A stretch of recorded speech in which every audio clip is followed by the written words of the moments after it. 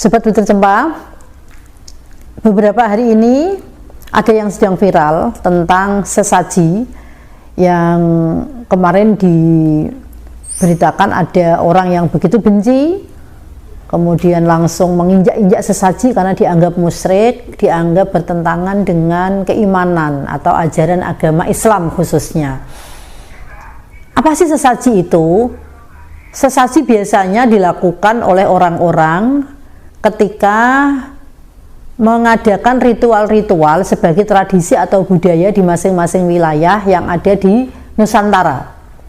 Jadi di Jawa Tengah, di Jawa Timur, di Jawa Barat maupun di luar Jawa, dalam melakukan ritual sesajen itu berbeda-beda. Ada sesaji berupa bunga-bunga, ada makanan, jajan-jajan pasar, ada kemudian kepala kebo, kepala sapi, ada juga sesaji dengan ayam misalnya. Kita akan mengupas tentang sesaji bukan dari sudut pandang agama, karena sejujurnya tauhid, keyakinan, keimanan itu tidak bisa diukur dari ritual yang kita lakukan. Kita tahu bahwa anjing pun ada yang bisa masuk surga. Ashabul Kahfi berapa ratus ribu tahun terkurung dalam sebuah gua, tetapi jika Allah menghendaki mereka masih hidup, juga masih hidup dan sehat-sehat saja. Sehingga hal-hal tentang sesajen tidak bisa kita maknai hanya karena kita melihat bahwa ritual itu melanggar syariat agama. Tidak. Ada kajian tentang sesajen yang sangat luas di samping tradisi dan budaya yang ada di Nusantara kita. Apa itu? Adalah kebersamaan, kemudian kepedulian, dan juga sebuah keikhlasan dalam proses sesaji. Banyak orang Jawa yang selalu melakukan bancaan pada saat hari lahir anaknya, karena hanya di Jawa ada weton-weton hari lahir anak itu. Kemudian mereka melakukan ritual sesajen, membeli jadah pasar, ditaruh di pojok-pojok rumah, diberikan kepada tetangga kanan kiri. Apakah kemudian ini dimaknai sebagai perbuatan yang melanggar syariat? Saya katakan tidak. Karena mereka sadar bahwa mereka memanjatkan doa kepada Allah Subhanahu wa taala, tapi mereka melakukan ritual sesajen itu karena sebuah tradisi dan budaya. Kalau begitu tradisi budaya itu harus dihilangkan. Kenapa harus dihilangkan? Jika tidak merugikan orang, tapi justru malah membuat kerukunan, kebersamaan antar tetangga, saudara, dan masyarakat serta lingkungan sekitar. Bagaimana tidak ketika makanan diberikan kepada tetangga kanan kiri dan kemudian di pojok rumah pun dimakan sama ayam, dimakan sama kucing dan sebagainya. Itu semuanya bermanfaat karena semua adalah makhluk Allah. Lalu apakah sesaji itu wajib dilakukan oleh orang yang menganggap bahwa itu ritual yang memang harus dilakukan? Tidak. Beberapa orang mengabaikan acara sesajen juga tidak apa-apa, tidak ada konsekuensi dari semua yang dilanggar. Karena sesaji itu sebetulnya dan seharusnya dilakukan dengan rasa ketulusan dan keikhlasan. Apabila kita tidak meyakini dan juga menganggap sesaji itu tidak penting, silahkan tidak dilakukan, tidak apa-apa. Tetapi apabila ada orang lain yang melakukan proses sesajen, jangan dikatakan bahwa itu musyrik, jangan dikatakan itu melanggar agama. Apabila ada orang percaya silahkan dilakukan, tetapi apabila memang tidak percaya, tidak ada yang mengharuskan, karena mereka melakukannya sumbernya adalah dengan ketulusan dan keikhlasan. Sesajen yang sering dilakukan orang sampai ke tengah laut atau di samudera luas, kemudian sampai menggunakan kepala kerbau, kepala sapi yang dilarung sampai ke lautan, apakah itu juga dibenarkan? Kita tidak membicarakan tentang itu benar atau salah.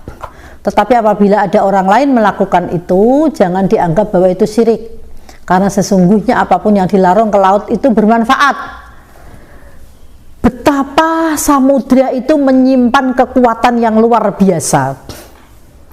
Banyak yang menyampaikan, luaskan hatimu seluas samudra, karena samudra itu menerima apapun jenis makhluk hidup di dunia. Sampah diterima, kemudian bangkai diterima, semua apa yang ada di dunia ini masuk ke dalam lautan luas itu mereka menerima. Tak lautnya menerima, tidak ada yang ditolak. Tetapi ketika itu wujudnya sampah, pasti akan naik dan akan minggir-minggir dengan sendirinya. Tetapi kalau itu adalah intan berlian permata, pasti akan makin tenggelam ke bawah dan sulit kita menemukannya. Itu sebuah filosofi yang luar biasa terhadap proses kehidupan kita. Untuk itu apabila ada yang suka sesaji, kemudian ada yang suka ngelarung sesuatu ke lautan, jangan dikatakan itu musyrik. Jangan buru-buru mengatakan itu musyrik. Ingat Sobat Putri Cempa, bahwa tradisi budaya kita sebagai orang yang ada di Nusantara ini dilakukan oleh nenek moyang kita secara turun-temurun, dan kita tahu bahwa nenek moyang kita adalah orang-orang pejuang tangguh yang selalu mengedepankan keimanan dan ketauhidan.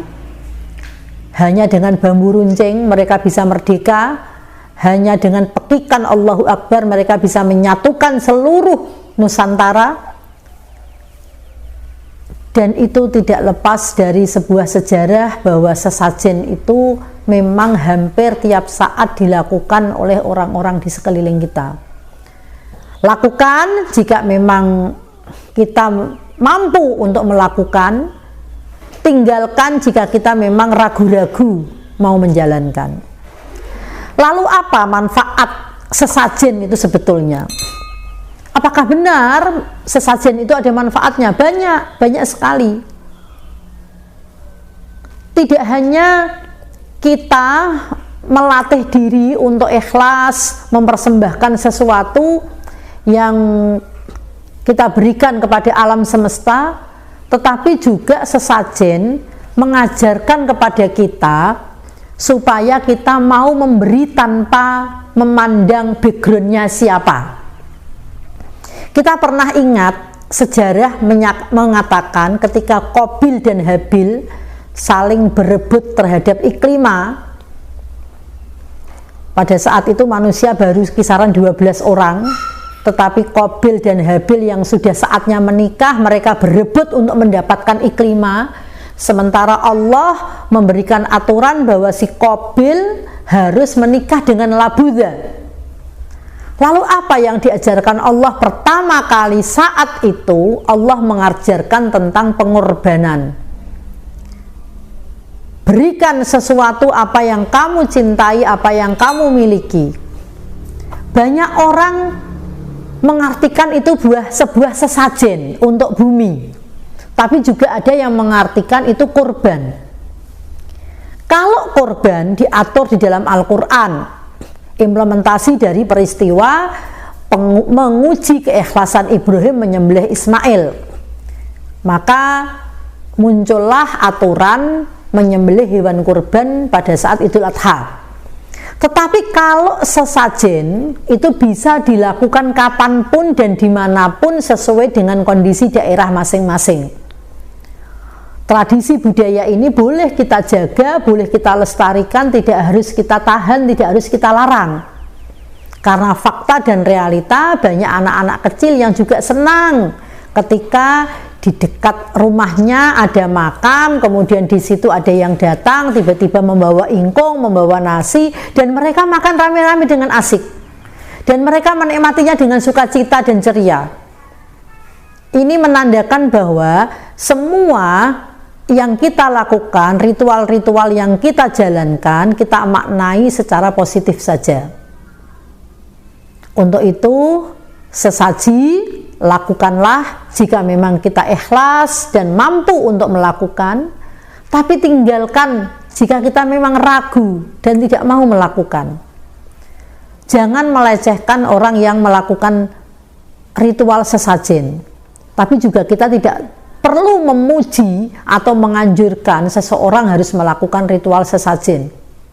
Karena sejujurnya ketauhidan, keimanan ada pada pribadi dan nurani semua makhluk yang dikatakan manusia. Tidak ada yang bisa menilai, tidak ada yang bisa mengevaluasi, tidak ada yang bisa mengukur kecuali diri kita sendiri dan Tuhan yang menciptakan kita. Apabila kita melihat makanan-makanan enak yang dibuat sesajen, ketika kita mau menikmati, ambil dan makan, manfaatkan. Tidak dilarang dan tidak haram, karena mereka sudah menghadiahkan semua itu untuk bumi. Tetapi apabila kita sudah merasa kenyang dan tidak mau memakannya, kemudian ada orang lain mau memakan, juga jangan dilarang, karena semuanya boleh menikmati dan boleh merasakan, tidak ada larangan. Untuk itu Sobat Putri Cempa, marilah bijak menyikapi semua hal tentang kondisi masyarakat di sekitar kita. Yang penting kita menjaga keimanan dan ketauhidan kita. Salam bahagia, salam Putri Cempa.